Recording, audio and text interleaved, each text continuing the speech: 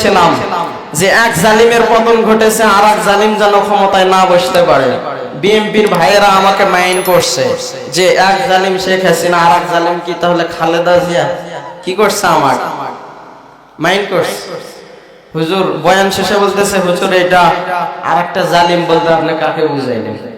আমি বললাম জামাতকে জালিম বলি নাই, বিএনপি কে জালিম বলি নাই, চরমোনাইকে জালিম বলি নাই, গণতন্ত্র মঞ্চকে আমি জালিম বলি নাই, জামাতি ইসলামকেও আমি জালিম বলি নাই। আমি জালিম বলেছি তাদেরকে যে এক স্বৈরাচার চলে গেছে, আর অন্য কোন স্বৈরাচার, অন্য কোন জালিম, সেটা যে কেউ হোক, ক্ষমতা পাওয়ার পরে যদি আবার জালিমি করে, আবার অত্যাচার করে, নির্যাতন করে, তাহলে ছাত্র সমাজ আবার নারায়ে তাকবীর নিয়ে সংসদ ভবনে যাবে। সেটা বিএনপি হোক, সেটা জামাত হোক না কেন, সেটা চরমোনাই হোক না কেন, যে দলই হোক না কেন, তাদেরকেও পতন ঘটানো হবে। ঠিক কিনা বলেন?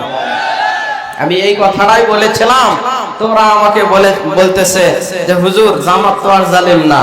তাই বললাম তাহলে আপনাদের ভিতরে মনে হয় ডিস্টার্ব আছে, সেই জন্যই তো আপনারা মাইন্ড করছেন। ঠিক কিনা?